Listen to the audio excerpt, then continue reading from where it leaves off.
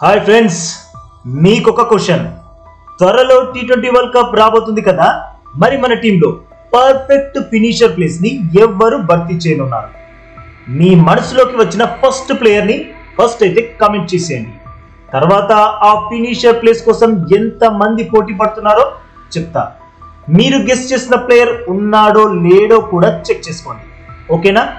సరే, ఫినిషర్ అనగానే మనకి ఫస్ట్ గుర్తొచ్చే పేరు MS ధోనిని. నిజంగా టీమిండియా ఇక గెలవలేదు అనుకున్న ఎన్నో మ్యాచ్లను ధోని ఒంటి చేత్తో గెలిపించాడు. క్రికెట్ లో ది బెస్ట్ ఫినిషర్ ఎవరు అంటే ఇండియాలోనే కాదు, మిగతా దేశాల క్రికెట్ అభిమానులు కూడా టక్కన ధోని పేరునే చెప్తారు. అయితే ధోని తర్వాత టీమిండియాకు అలాంటి నమ్మకమైన ఫినిషర్ దొరకడం లేదు. రానున్న టీ20 వరల్డ్ కప్ లో ఫినిషర్ స్థానాన్ని భర్తీ చేయడానికి ఈ ప్లేయర్స్ మేమున్నాం అంటున్నారు. మరి అందులో ఫస్ట్ ప్లేయర్ రింకు సింగ్. రింకు గత కొన్ని సిరీస్లలో తన బ్యాటింగ్ సత్తాని చాటి లోయర్ ఆర్డర్ లో తన మార్క్ ఆటను చూపించి అందరి చేత ప్రశంసల్ని అందుకున్నాడు.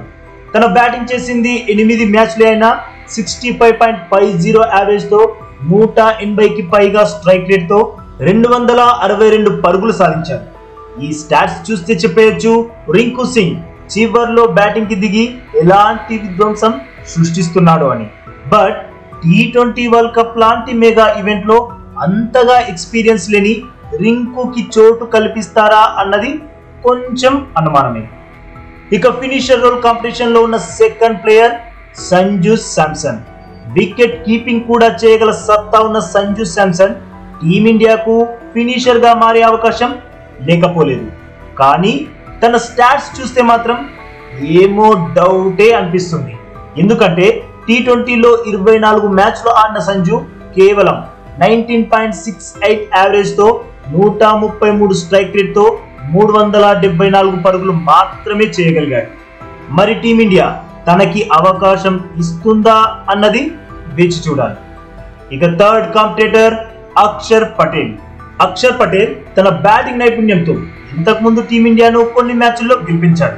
అయితే తను బ్యాటింగ్ ఆల్రౌండరా లేదంటే బౌలింగ్ ఆల్రౌండరా అంటే మాత్రం లిటిల్ బిట్ డిఫరెన్స్ తో బౌలింగ్ ఆల్రౌండరే అని నాకు అనిపిస్తుంది. మరి తనకి టీ20 వరల్డ్ కప్ లో మ్యాచ్లను ఫినిష్ చేసే అవకాశం టీమిండియా ఇస్తుందో లేదో. ఇక ఫైనల్ కాంపిటేటర్ రవీంద్ర జడేజా. జడేజా కూడా కీలక సమయంలో బ్యాట్ తో మెరుపులు మెరిపించగల సత్తా ఉన్నాడు. ఆ విషయాన్ని చాలా సార్లు ప్రూవ్ చేసుకున్నాడు కూడా. అయితే ప్లేయింగ్ 11 లో ఉంటే అక్షర్ పటేల్ ఉంటాడు, లేదంటే రవీంద్ర జడేజా ఉంటాడు.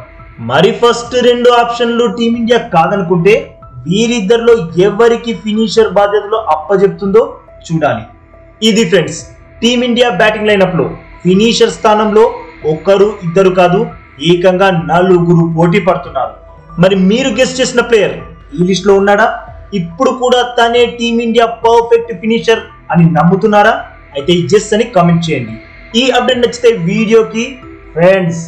వీడియోకి లైక్ కొట్టి మన ఛానల్ ని అస్సలు మర్చిపోకుండా సబ్స్క్రైబ్ చేయండి. ఓకేనా?